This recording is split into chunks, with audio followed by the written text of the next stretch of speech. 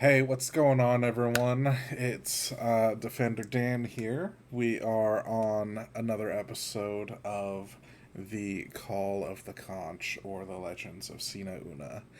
For those of you that may not have interacted with anything else that's been posted, or even know what this world setting is, the Legends of Sina Una is a world setting that's set in pre-colonial Philippines, but Dungeons and Dragons fied. This setting is I'm really enjoying it so far, but it's coming in with a lot of different and unique things than I believe most people get to experience with D&D. Namely that we are also including not only the pre colonial Philippines mythos, but the mythos of other island cultures as well that are not as frequently represented in the world of Dungeons and Dragons.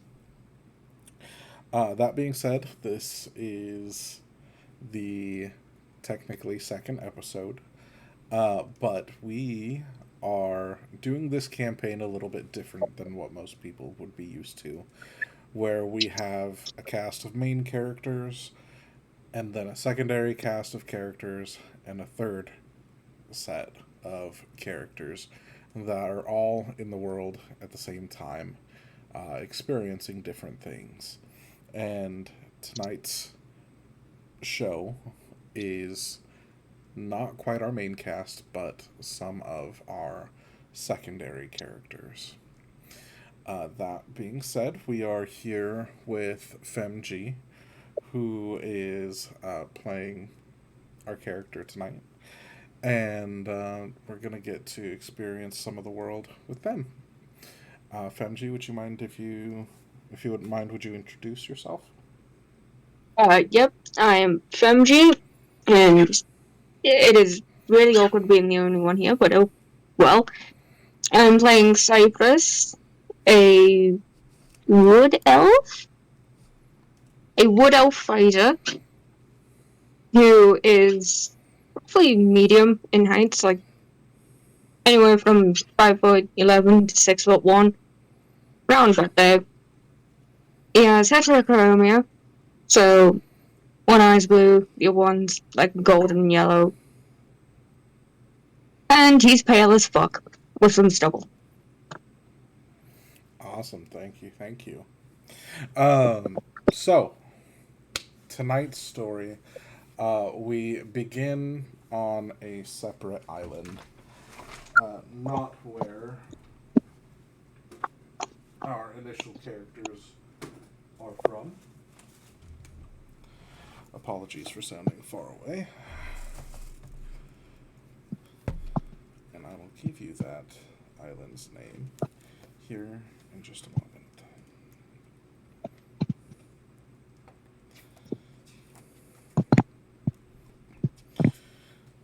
So the island that we are on is named Cotabalon. So I will have to get you a picture of what this island looks like later. It's it's pretty. Mountains, rivers, lakes, all the good stuff. Um, it has been about, I'd say, a week, maybe 2 weeks since Cyprus has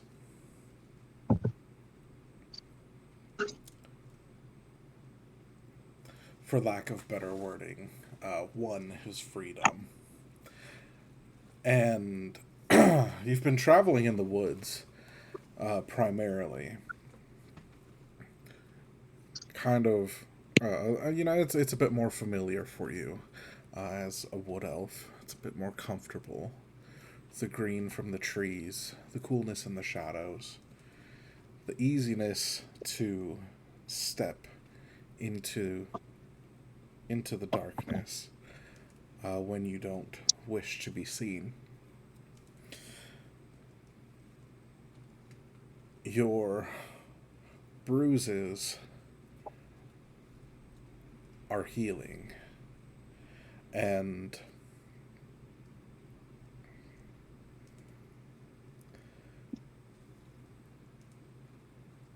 the walk has been very long.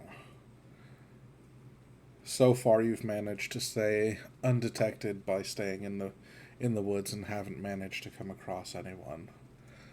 But as the sun draws to the shoreline and night begins to extend to the world,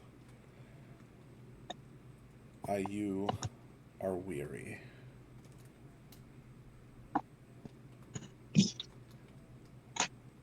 Tonight, we start with a rest.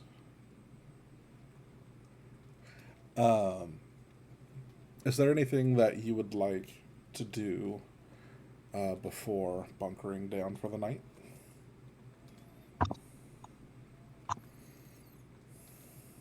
Can I check the area for any sort of fruit or even edible mushrooms or fungi? Sure. Can you give me a?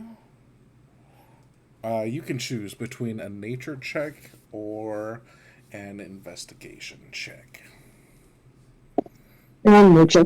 Makes more sense. Okay. It just looks like foliage.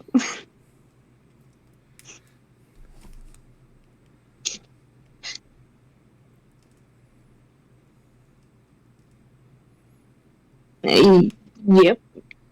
Sure does look like some plants. Oh. Yeah, there's It was a definitely plants 5. around. Okay. Nothing, nothing around you is immediately familiar. These woods are not the woods that you grew up in. Uh, you you don't really remember those woods very well, but you remember the feeling of peace that you haven't had for so long. Um, is there anything else that you'd like to do before bunkering down? No. Just bunker down. All right. So as you make, you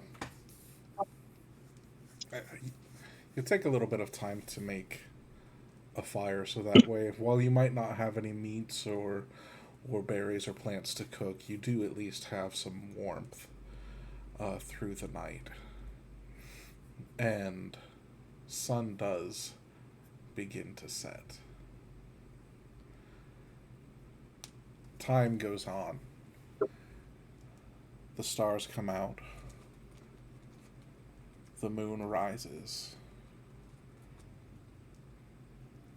As you drift off to sleep, that's one of the thoughts that you have.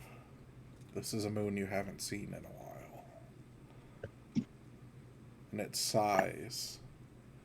Its sighs still impresses you. The mountains were not kind. The gnomes, though small, were quite intimidating.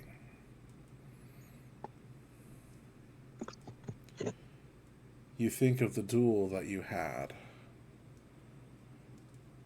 with the gnome, that you managed to just barely win your freedom from. The feel of the shovel, really, as it collided with his small frame. It puts a bit of a smile on your face, because he treated you like shit for so long, and it was time. As this pleasant memory crosses your mind, and you drift off to sleep, you hear something that is not quite what you believe to be normal. You hear a very, very heavy thud, thud, thud, coming from somewhere within the woods.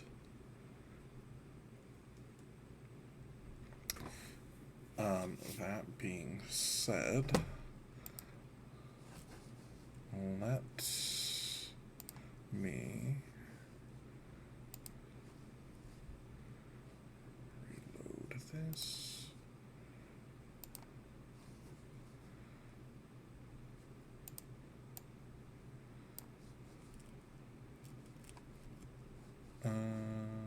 Okay. And then let me get this up for you. We have a bit of a map.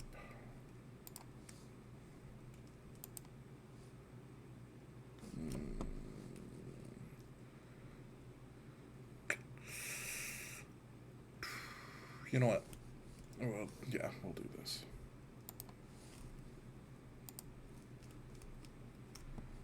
I was going to make you look around on the map, but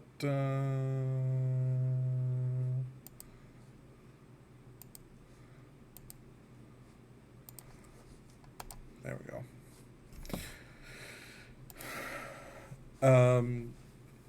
Where are you cool with being right here, or would you like to be somewhere else on this map?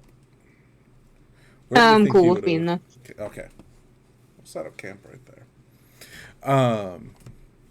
As these thunderous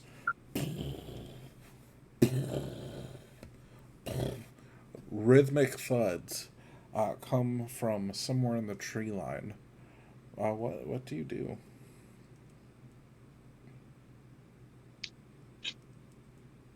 Hmm.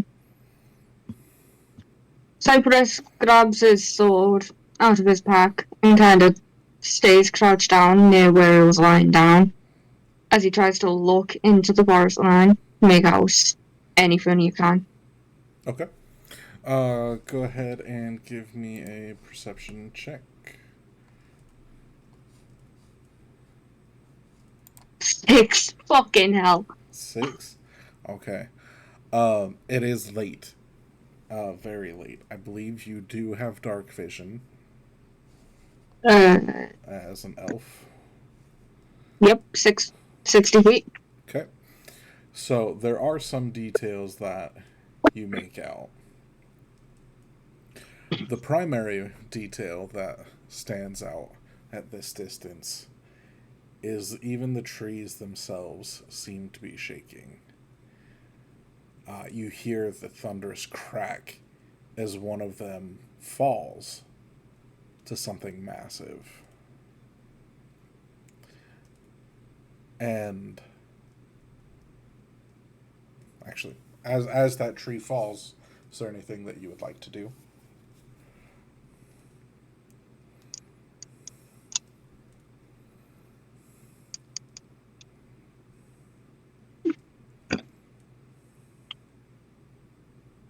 He kind of moves away from where the tree fell.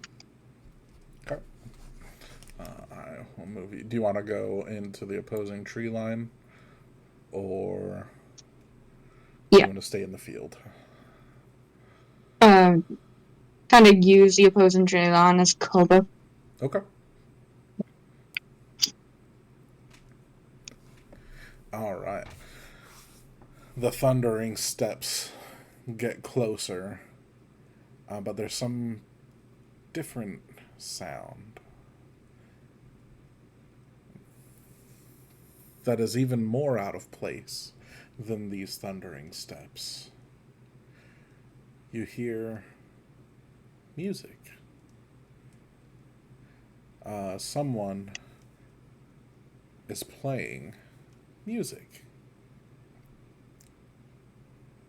The gentle plucking of the strings on a lyre. And the steps seem to keep rhythm. until they stop. The night is silent. No crickets. No bunnies. No birds. Nothing but this music.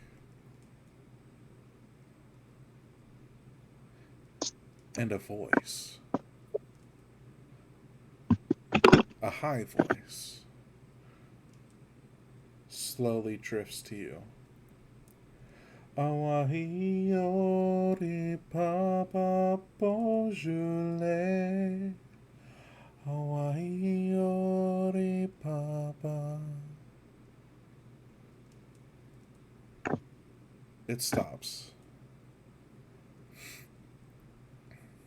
The coals of your fire have caught the attention of whatever was making this music, these thunderous steps, then resume, but coming into your direction.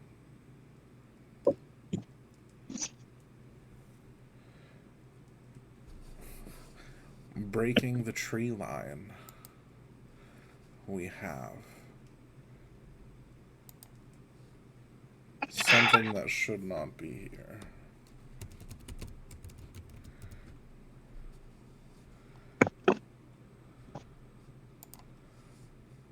A monstrous golem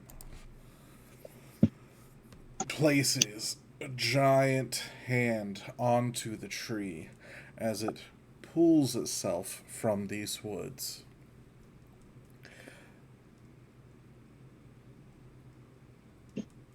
This stone golem, towering 15 feet tall, arms, legs, everything longer than anything you've seen in your life to this point.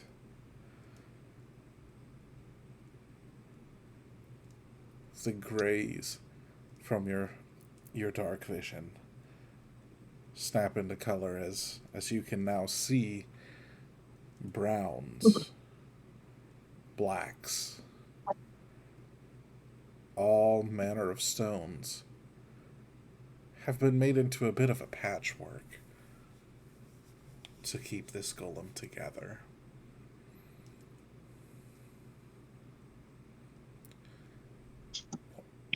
There's a fire here, a little voice calls out. I told you there was someone here, but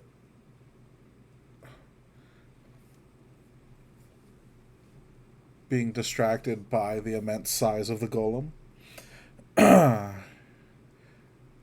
out from behind, kind of behind its ear, drops a small child down to your fire.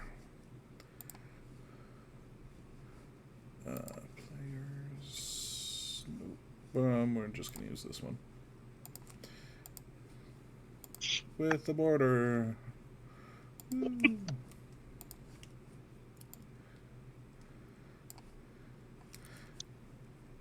The golem just stands over them. What's a person doing out here? Hello? They call out.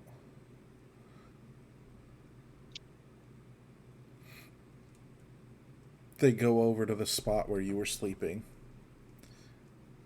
and see where the grass has been flattened. They check the coals. The coals are still very hot. They just left. I wonder, are they still here? Hello?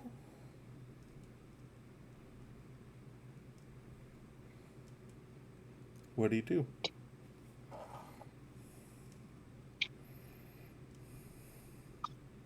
Cypress kind of raises the sword in a defensive matter as he slowly reaches the edge of the tree line.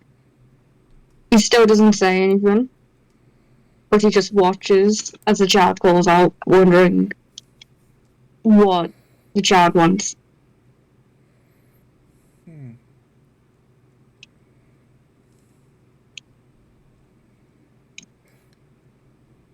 They turn and look up to the golem. Can you get some wood? It's late. Maybe it is a good place for us to sleep. The golem turns and drags the entirety of the tree over to your campsite. And piece by piece, the child breaks down the branches and rekindles your fire.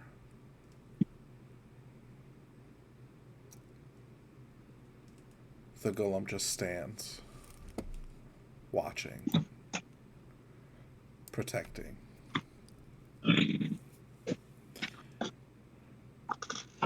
They reach into their pack and bring out some food. Is there anything you'd like to do at this point?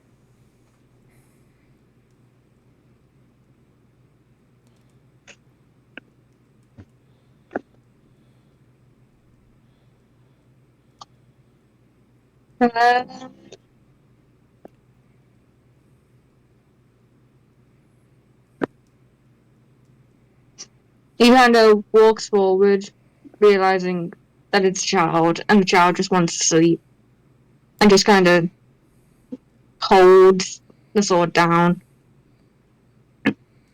while looking extremely confused, never seeing a stone golem before, and just kind of wearily keeps his distance, but still also making it known that this was his. The child, now sitting by a flame it's starting to catch back up, light back up and warm the area. He's digging into some essentially fish jerky. It's the super salty jerky. Oh, it's so good. A few handfuls of nuts and berries that he's picked from the woods, as the glint of the fire reflects off of your sword. He looks up. I told you someone was here. I told you. I knew someone. This. And they turn to you. What? Who are you? Why are you here? I had nowhere else to go. I thought the woods would be the safest bet.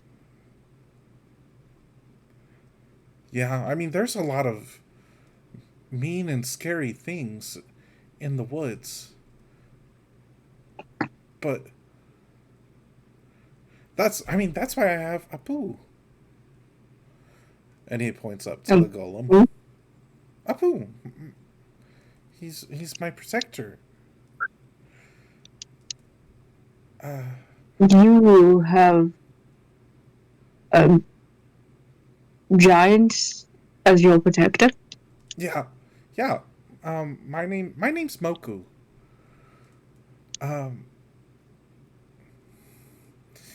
Yeah, the island isn't always safe for kids like me. But my chief, he gave me a very important job.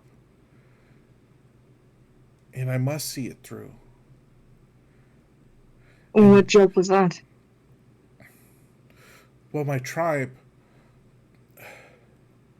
I don't fully know why, but they told us that we need a Tanawi. I think there's some of my friends, they're not there anymore.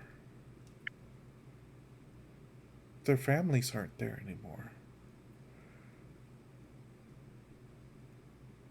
I don't know where they went, but the adults, they seem worried.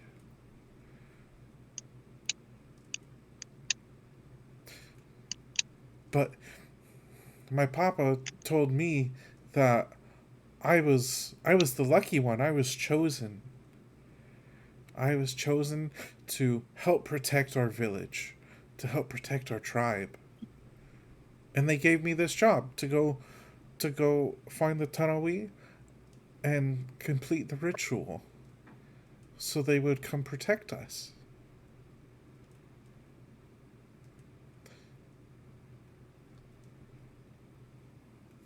The Tanawi are spirit guardians. They're very strong and very powerful spirits of the ocean. They've been known to protect individuals, families, tribes. They've been known to be chaotic and rampage and destroy all that are in their path.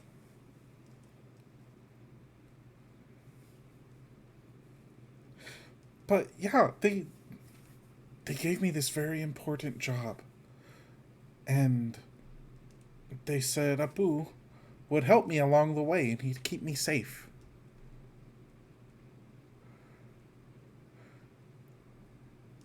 Part of it is here in these woods.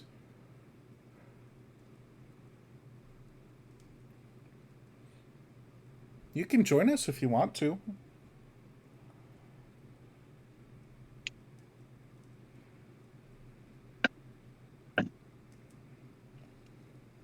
I don't see why not. You seem to know what you're doing for the most part. Well, they gave me specific things I have to do. Really, Abu, he takes me there. But we're a little bit lost in these woods, too. They said And then that you would need. Oh, they said go that on. that there's creatures in the woods that might try to hurt us, and there might be. At this point, can I get a perception check? Yep. Oh, really? Oh, I didn't see it. You don't know this shit. Where is my other one? Oh, he's over here. Alright, and Moku will take his perception check at disadvantage. Because he is very much into talking to you. 14 and 16, so 14. As he says, hey, what did you roll? Hello? A 6. Oof. Okay. As he says this, he looks over his shoulder, not really trusting the woods. You've been thoroughly enthralled by the detail that is on Apu, the elemental, or the stone golem. And, oh, they said there was monsters. And it looks like they're here. You look over, he points, and you look over his shoulders, and you see the firelight reflected into 3 sets of eyes. And with that, we will roll initiative. Oh, shit. Damn, we actually rolled decent. Oh, okay. Okay. Um, Oh, and shit. then... Hold on, I gotta pull this. I got 13. 13? Okay. Yep.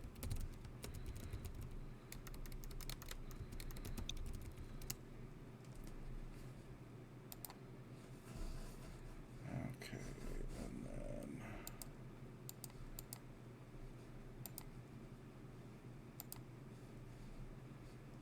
Oh, I did the wrong thing. I do this every time.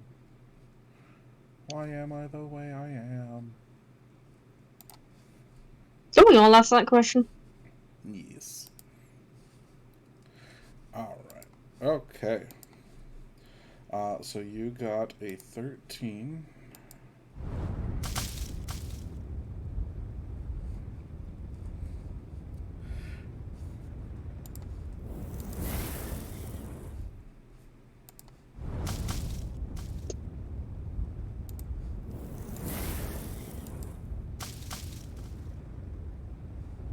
Okay.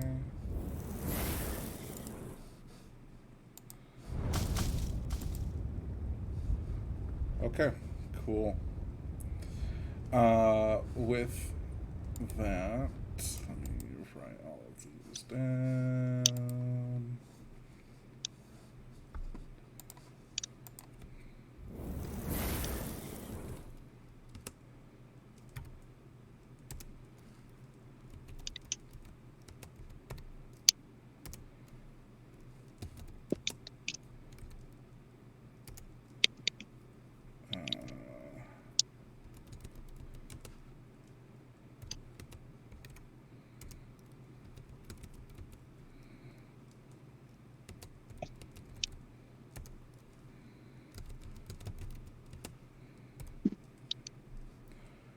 Okay.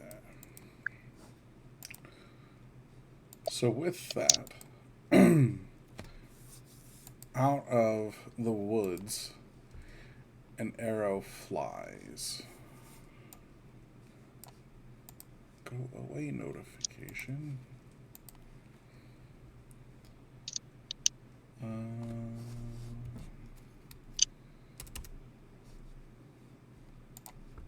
I should have had 7 million tabs open before. We all make the mistake.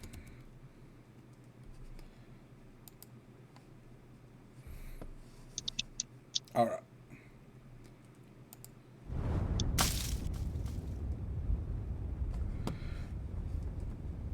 Okay. The arrow flies and slams into Apu.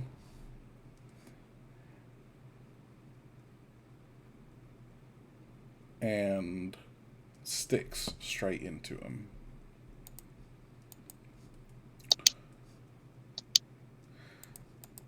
Next up is Moku.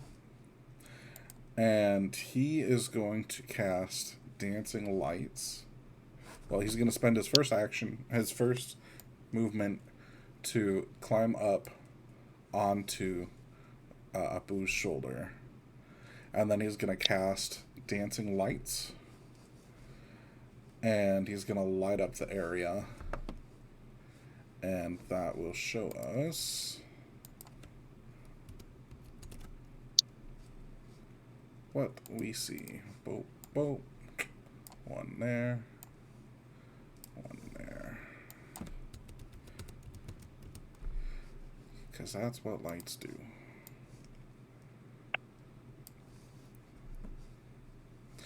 Alright. We will give you red. And we will give you purple. Alright, cool. So, red is goblin number 1. Purple, goblin number 2. That will be all of Moku's turn. Yep. Casting dancing lights and lighting up, so we see them. Next up is you. Okay.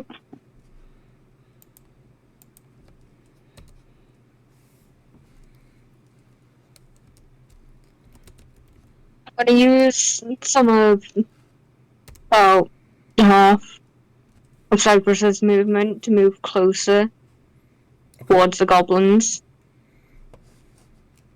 And then you're gonna look into the tree line to see if you can see any of the to see if there's any more of them. How much movement do you have? I have 30 feet. 35 feet. Okay. 15 feet will get you here. You can see around Apu. And you can see all three of them because Moku put a light by each one. Okay, so that's just it. That's it? End turn? Yep. Okay. Yep.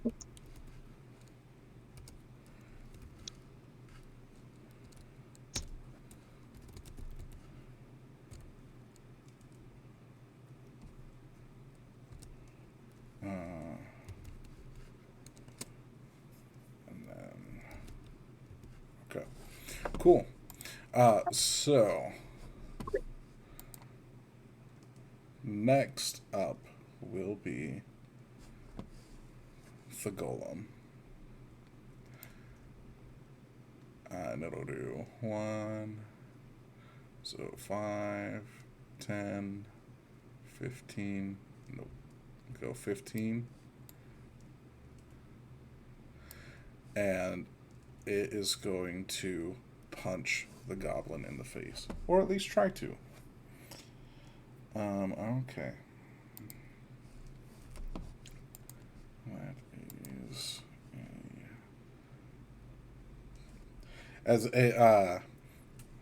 it brings up both hands and tries to slam down into goblin number 1. It misses with the first hit and absolutely destroys the tree right next to it. Oh, shit. And it'll use its second hit. Catches nothing but tree. Oh shit!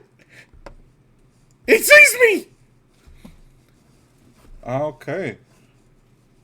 And that brings us to... clicking too many things now. The bugbear. Actually, no. That brings us to goblin number 2. Who is going to go and use their movement to go 1, 2, 3, 4, 5, 6. And they are going to come up and try to strike you with their scimitar. Does a 15 hit? That is exactly my AC. 15 hits. Take 6 slashing damage.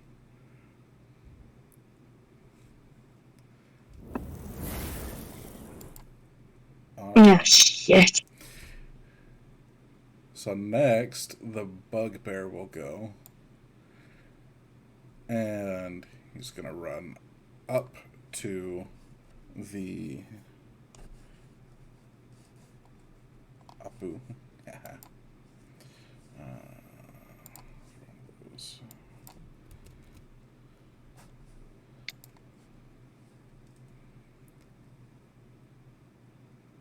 And he's going to pull out his Morning Star and try to smash something onto Apu.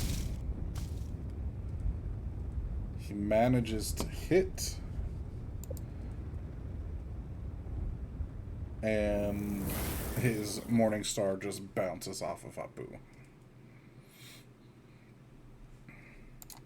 Back to the top. Goblin number 1 is going to draw his own scimitar and swing at Apu. Does nothing. Moku will then...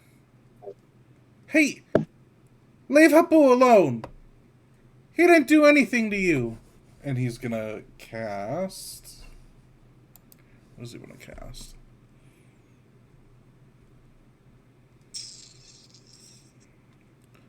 He's gonna cast Magic Missile at Goblin number 1.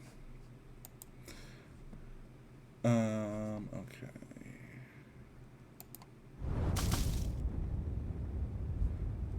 Oh, does Magic Missile... Magic Missile automatically hits, doesn't it? Yeah, the Magic Missile just hits. Okay. So, I rolled a 4, so that's 5.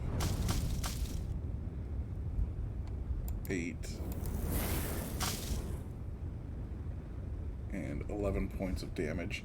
And as he, like, twirls his hand and throws up this dust that kind of lights the way, these 3 sparks fly out and just slam repeatedly into the goblin's chest, and it dies.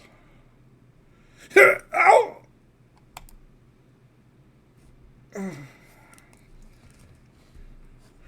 He's down. Okay. That brings us to you. What would you like to do? So the one that just fucking slashed me with its scimitar, I'm going to use my own longsword, and does 19 hit? 19 definitely hits. Mhm. Get him. Fuck him up. And then that is 8 slashing. How do you do it? Just full on decapitate the bastard. Ooh, give me a little flourish with that. Sliced. So as Cypress readies his longsword, he just kind of jams it right underneath the jaw and just gives it a little wiggle before fully committing to the slice. And just laughs as he watches the 2 parts of the goblin collapse to the ground. Damn. That's what you fucking get. And dead. Alright. Okay, that leaves Apu next, because Goblin 2 is dead.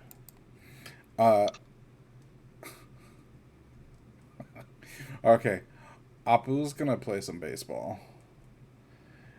Since he last slammed into the tree and fucking knocked the tree over, his hands are already there. He's just gonna open his hands, grab the tree, and swing at the bugbear. Wouldn't it technically be golf? Yeah. So we are going to do...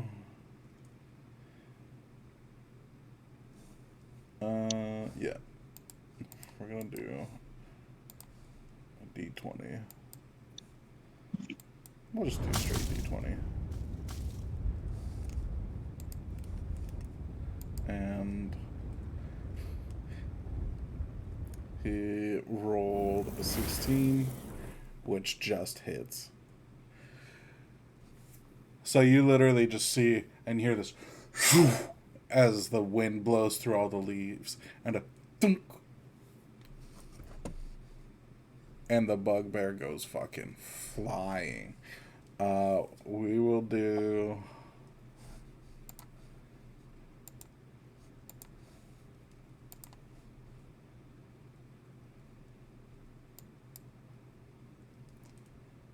Mm-hmm.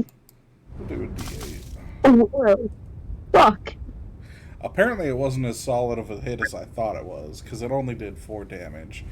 But I, he's gonna go flying and just slam into one of the trunks of the trees, and he's gonna take another 6 damage as you hear as things start breaking.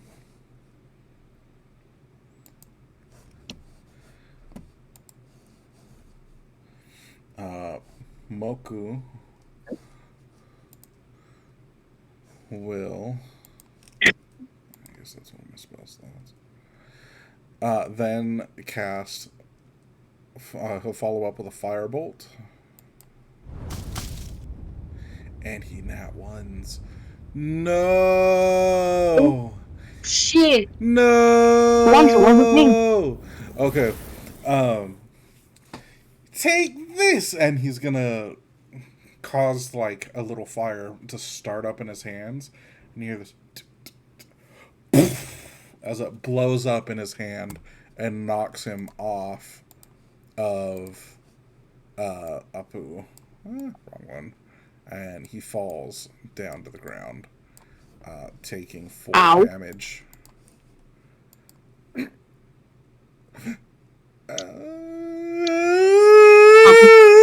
He just starts crying. Okay, your turn.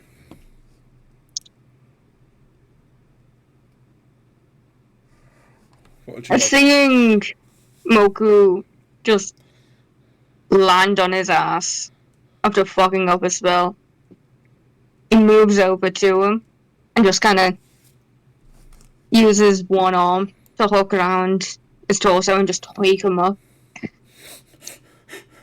And he's just kind of awkwardly there, just like, you okay?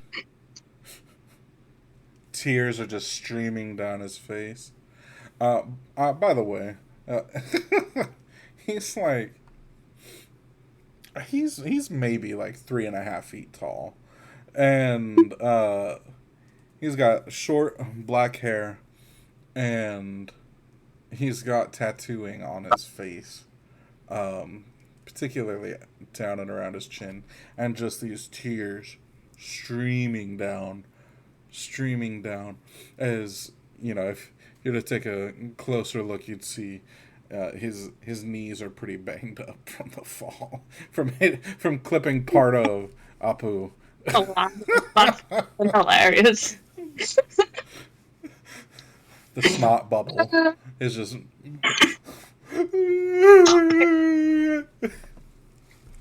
You're making this kid suffer. Jesus Christ.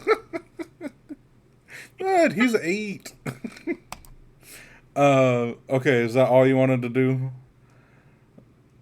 Yeah. Okay. Just pick the kid up before the golem stands on him. Okay. And with that, we are going to be at Apu's turn. And he's just gonna bum rush the bugbear.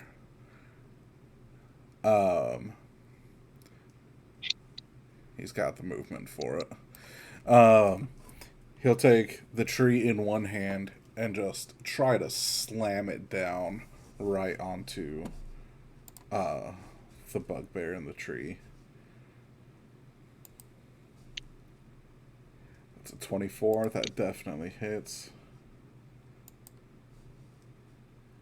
And takes 20 damage. So that one slammed pretty hard. Now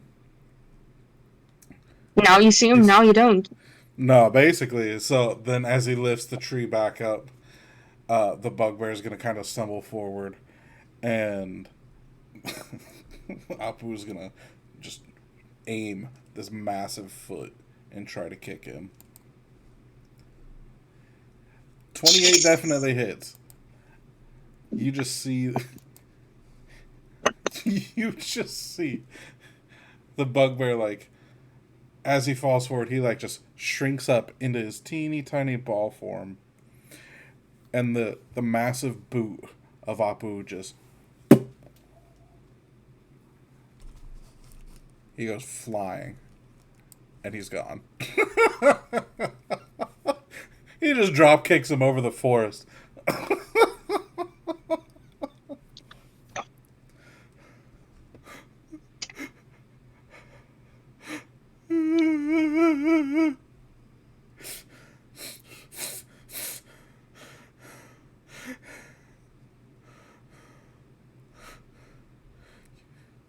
You're bleeding. You're bleeding, Moku says to you as he sees your sword wound. It's fine. I've had worse. He But it's good. he is actually going to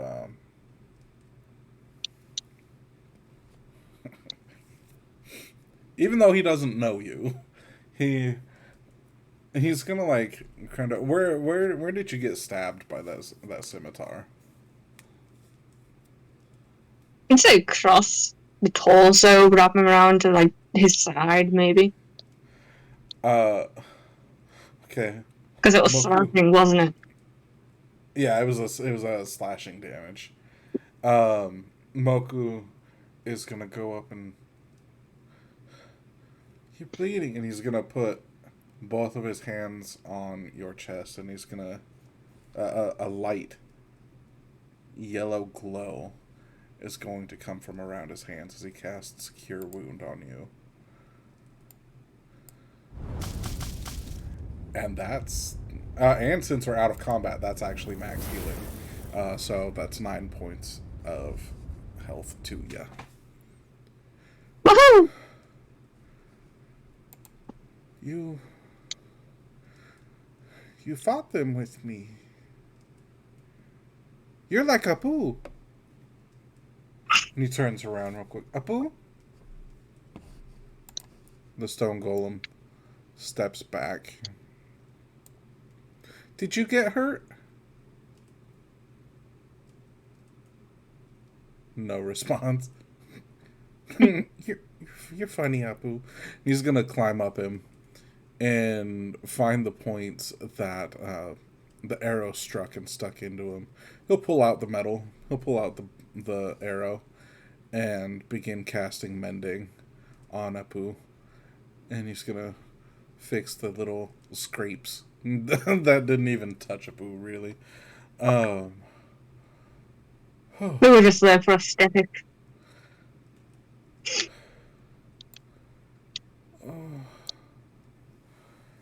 My knees hurt.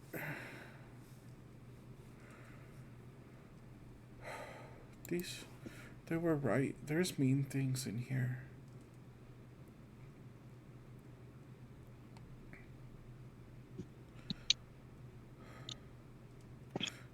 You think we're safe now?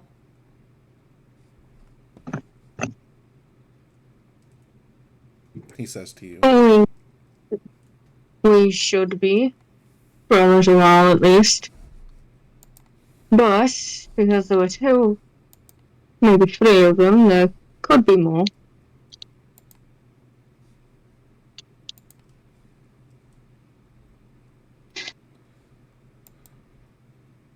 We might be better off relocating at some point. But for now, we'll be fine. Okay. And he's one of it.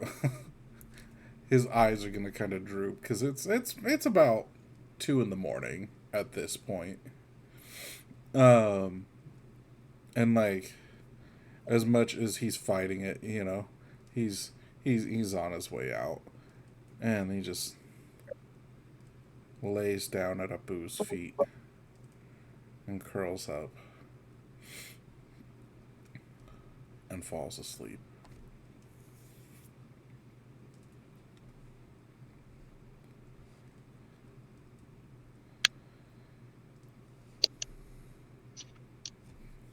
What do you do?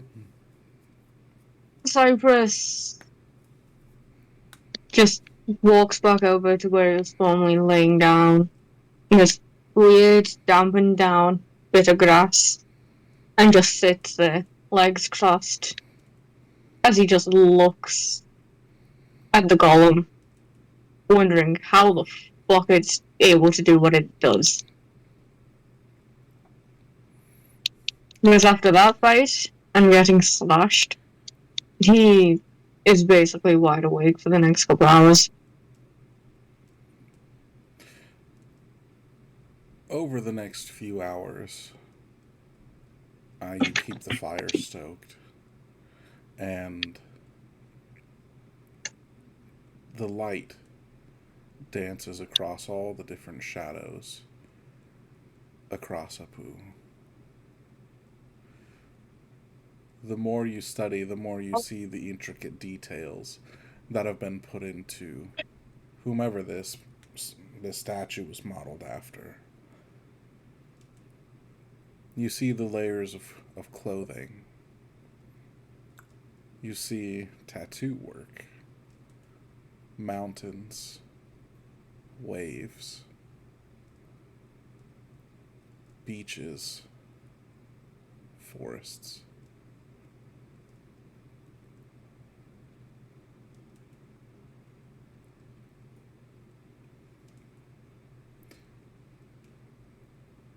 You see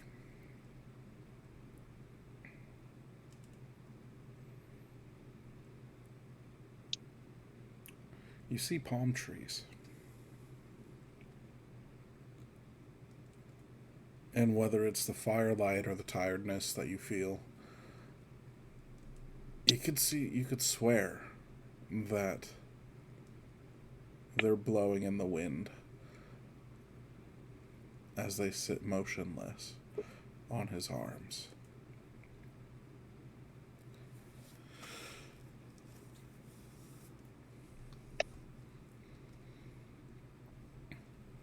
The rest of the night passes uneventfully.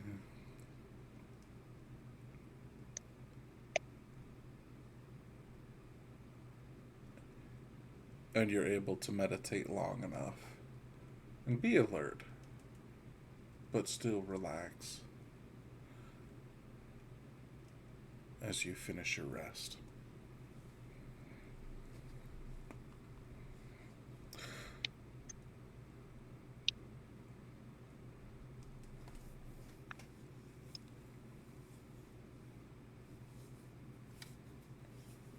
As the sun rises, there's a chill as the breeze picks up and blows, the humidity catching itself in dew, in the form of dew, across the grasses. As the sun rises, it's the coldest it's been. But it's a new day.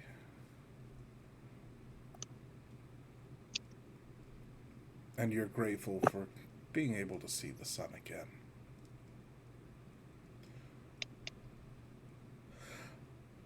Around 8 in the morning, Moku finally begins to stir as he wakes up. The fire just about out. Take that long rest.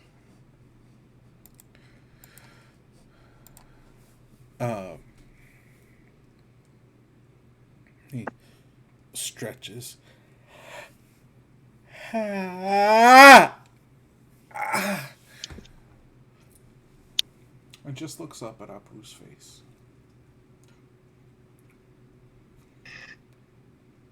Did you make us any food, Apu? I'm hungry. And as he begins to sit up, he sees that you're still there.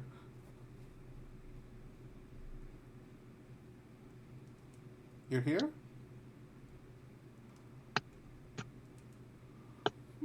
Why wouldn't I be here? Most people leave. At least the last guy I was with did.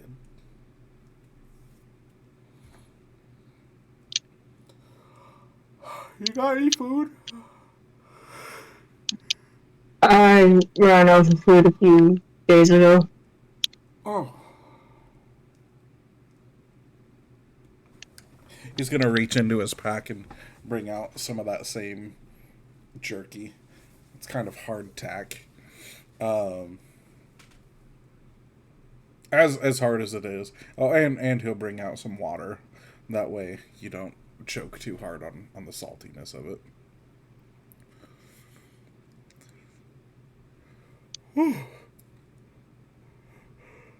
Hey, real food. Maybe we could find something nearby.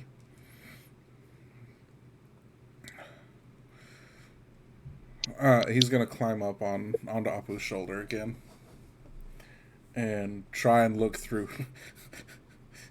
This forest is like missing like 6 trees at this point, so it's a bit easier to see through. Do you see any animals?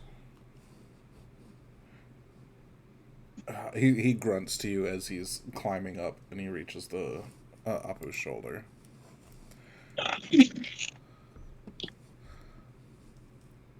I go to the edge of the forest and just look in, seeing if I can, well, see anything, really. Anything that moves. Okay. Let's do nature or perception at advantage, and I'm actually Moku's gonna roll for it as well. Oh no! Thank goodness that was at advantage. That's a 12. I No nat one was a one. 4. I nat one and a 16. Okay.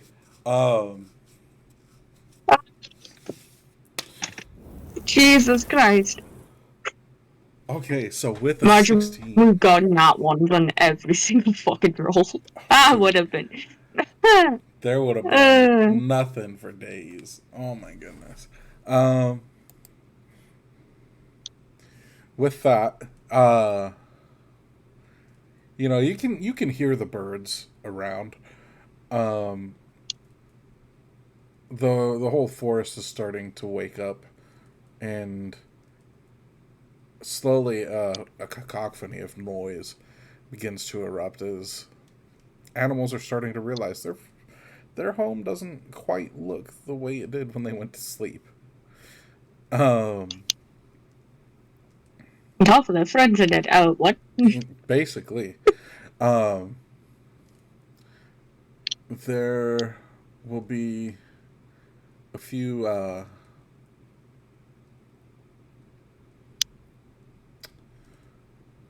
I don't remember the right word for it, but essentially they're rabbits that come out in the late night, early morning, and they think Yes? that they're safe. Yes, but no. They're not quite as big as hares. Um, oh, that could. I know which ones you're talking about, and I can't think of the fucking name either. Oh, shit. Do you happen to want to try and take a shot? I know you got a bow. You happen to want to try to take a shot on one of these? I will try to take a shot. All right. Look over there, and he's gonna point out where the biggest one is. There's like 3 of them, and he's gonna. So he's climbed down to point out to you where they're at, and he's gonna like kind of touch your back as he's like pointing, and he's going to cast guidance on you. And guidance is advantage, right? You can add 1d4 to. Oh, is it just to ability checks? Oh, it's just to ability checks. Dang. You're the DM, you can change the rules.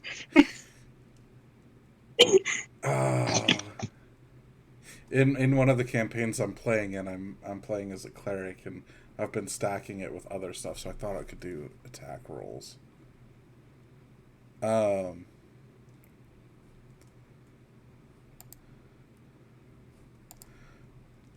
Damn. Yeah. He doesn't. He doesn't want to use a. He wouldn't try to use a spell slot for it. I believe in you. Childish inspiration.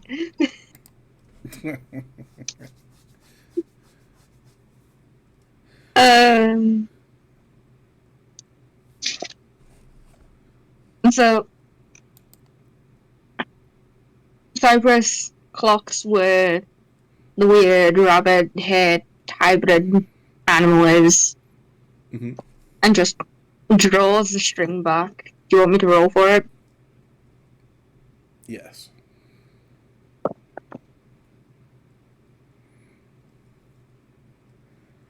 8. 8. The It arrow. teetered from a nap. The arrow flies just above where it would be, where it would have hit the rabbit. No, no, no, no, no, no, no, no! And he's gonna try to follow up and cast. Cast scorching or firebolt. Sorry, he cast firebolt right after you, trying to correct the shot, and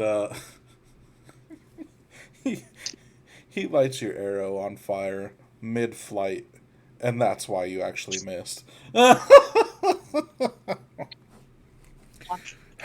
man. Maybe maybe we'll find food in a bit. His stomach just growling. Maybe Abu can find something for us.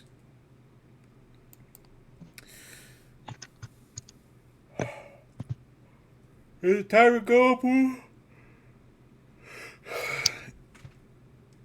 And as the clouds cross the sky and cross the sun, it almost looks as if Abu nods in confirmation.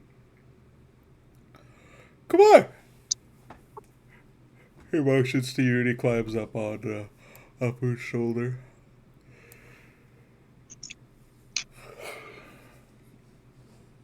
Do you follow him? Yeah. Cool. Having never seen a stone golem before, let alone climbed one, why don't you give me an acrobatics check, or if you want to roleplay it, I could see an athletics check if you're gonna try to jump or something. I'll do acrobatics. Okay. 15. 15? Awesome. You definitely take a 2-step running start. Plant one foot on the top of where his boot shows with your right hand. You reach up, grab onto what would be kind of like a belt or sash that he's wearing, and you use the rest of your momentum to swing yourself up onto Abu's shoulder. No problem. Hey. Yeah. Uh. Okay, Abu. Let's go find the shrine. And with that, Abu begins walking into the forest. All right.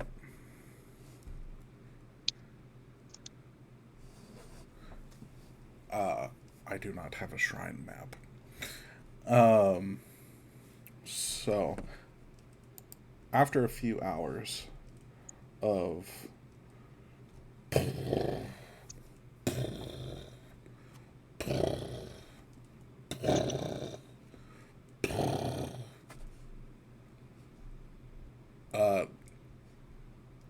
the forest begins to thin, and a very very run-down shrine comes into view. Almost completely imperceptible. If you didn't know that it was here, you wouldn't have found it. As you look closer, you see that this shrine is made of the same rocks and materials that Apu is made of. And he just stops and stands in the middle of the clearing. Malku starts digging through his little pack and he pulls out a little piece of paper. Okay. Oh.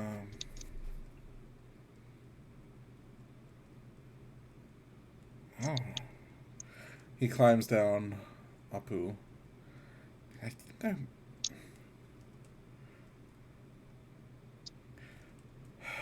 Hopefully this works. He slowly climbs up to the altar and kneels before it. Reaches into his bag. And why don't you roll me a perception check to see if you can see what he pulls out.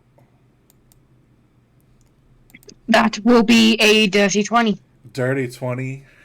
Hell yeah. So what he pulls out is this little sphere. When I say little, I mean it's probably about the size of a golf ball.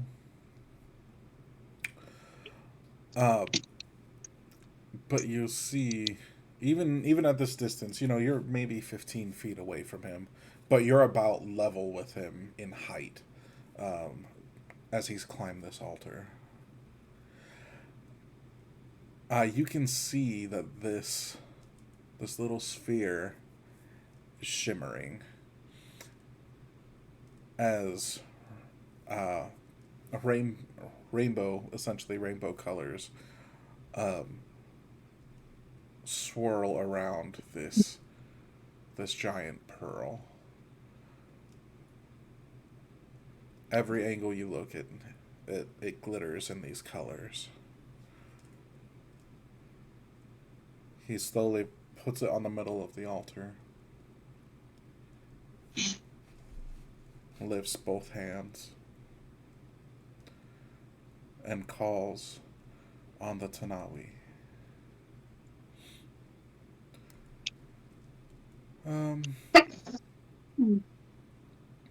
Great spirits, please help my village. Please help my tribe. He reaches down and please. He pulls out the paper and starts reading off of it. Protect us from the evil and hear us call. And he says this 3-4 more times.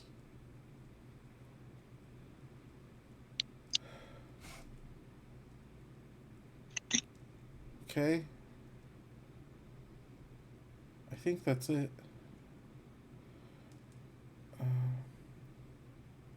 And he turns back to look at you guys.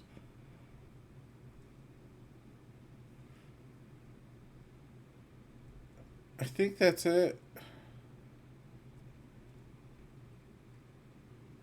A southern breeze blows through the clearing, chilling you to your bones, and a hush falls. The birds stop chirping, and you feel a presence.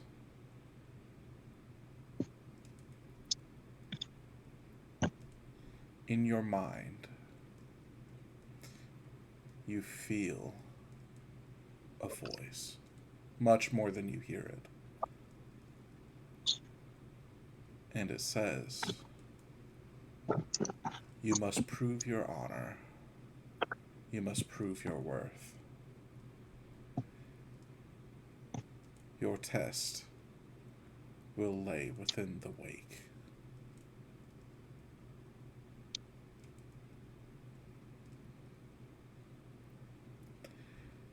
And the pearl will shatter.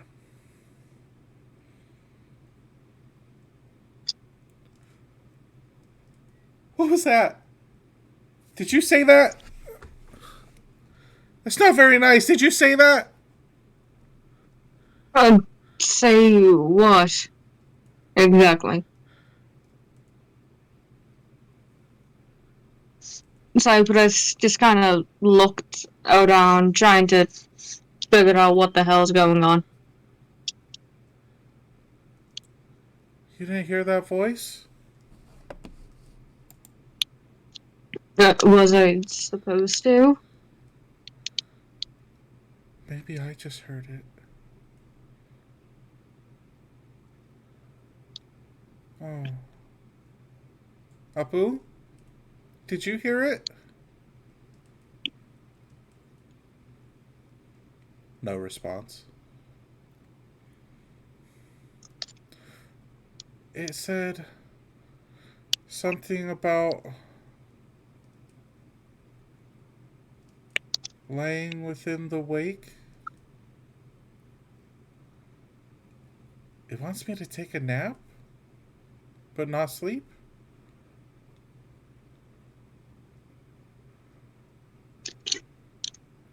Lay within the wake. Lay within the wake. Maybe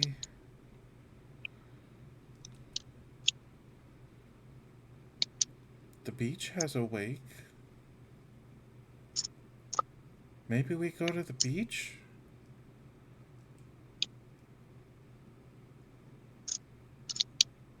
That doesn't make sense. You think we should go to the beach? We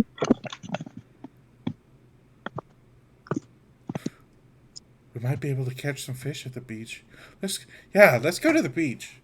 That's such a good idea. Let's go to the beach. And he's gonna. Oh, go ahead. I don't think that's what that means.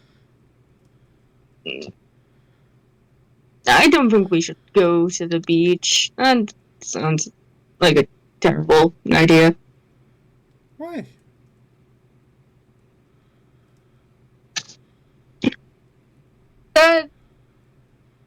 The water gods, right? Well, that's where the Tanawi are, aren't they? They're in the oceans. As well as helping, what else are they known for? He just looks at you blankly. And shrugs. Come on, Apu, let's go. And almost as awkwardly as he climbed down off of the dais, he'll climb back onto Apu. Oh, fuck. Let's go to the beach. And Apu will start to walk. Cypress just kind of knocked the side of the golem and just whispers, "This kid dies, it's on you." No response. Fair enough. And with that, my kids are going to be home soon. So why don't we pause?